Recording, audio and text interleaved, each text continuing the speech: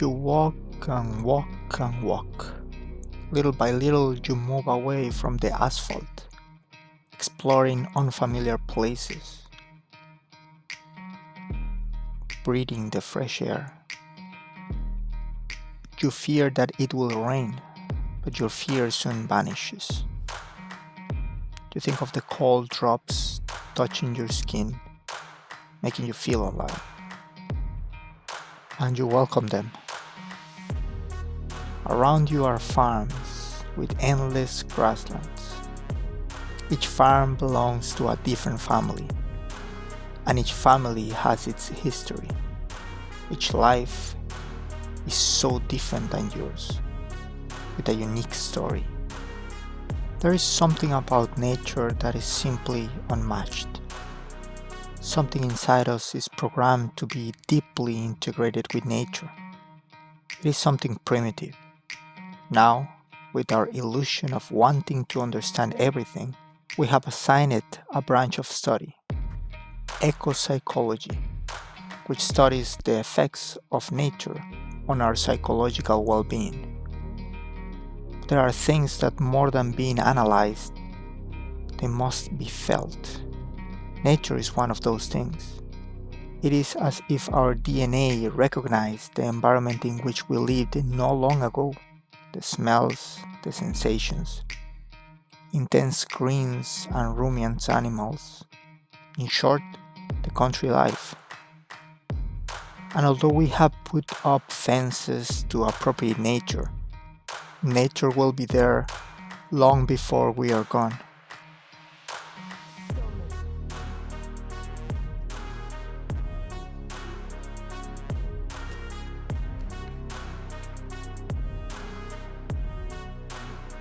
If anything is nature, that is water.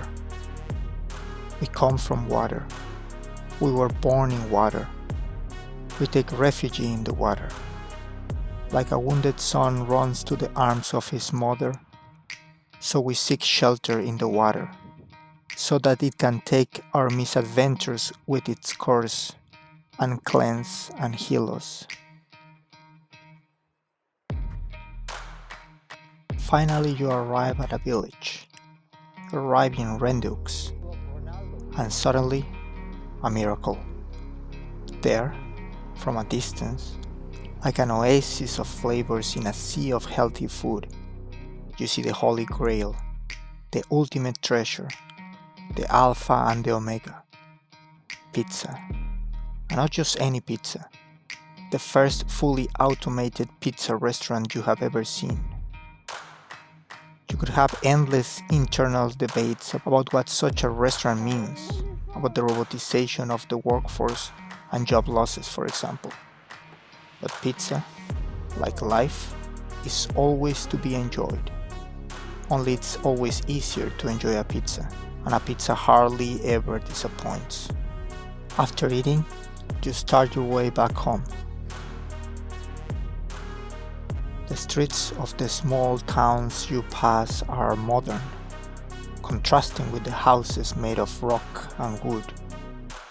After walking for a few minutes, you arrive at a cemetery, and you decide to enter it. There is something you like about cemeteries. Perhaps the fact that you are alone and accompanied at the same time, or perhaps the spirituality of places considered sacred.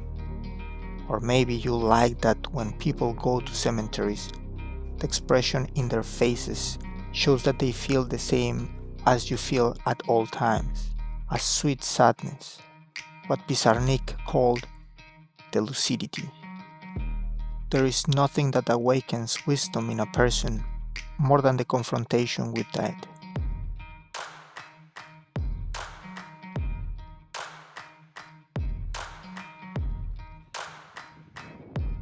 Another day of exploration, but now with wheels. It should be faster.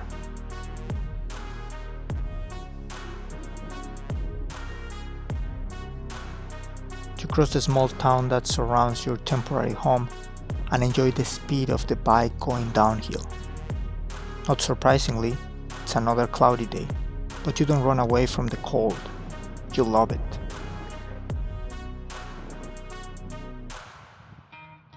After a while, the surroundings start to get repetitive for you.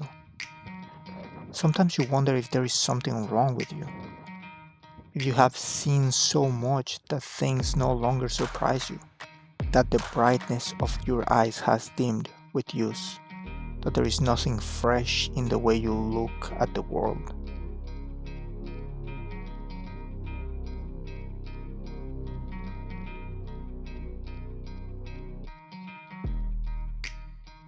You arrive at Hoton.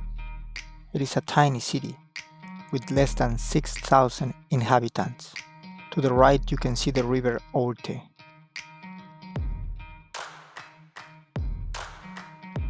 After looking here and there without finding much to see, you arrive to a small esoteric shop. They sell incense, scented candles, Ouija boards, and other gadgets that were familiar to you, that were familiar to all of us. Now, the dominance of science and technology over all things, including the unknown, has left little room for magic, for better or for worse.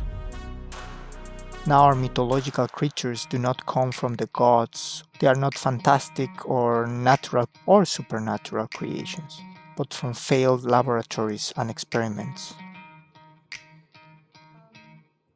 They are no longer amulets that protect us from evil. We're on our own, alone, with our destiny in our hands, with our freedom and our responsibility. Like the times of magic, the times of intellectuals are gone. There are no more readers who read for pleasure without a pragmatic goal in mind. We live in times of optimization and results.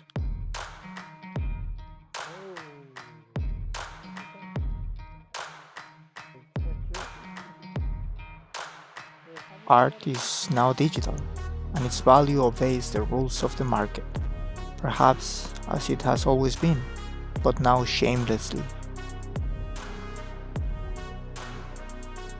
What you see now are the last bastions. Those paintings in front of you were made by people with intellectual disabilities, a true expression of the interior of the human being. And again, nature, the green, the earth, the rocks, the trees, the sky, the art of nature. And again, the water. We come from water. We were born in the water. We take refuge in the water, like a wounded son runs to the arms of his mother. So we seek shelter in the water, so that it can take our misadventures with its course, and cleanse us, and heal us.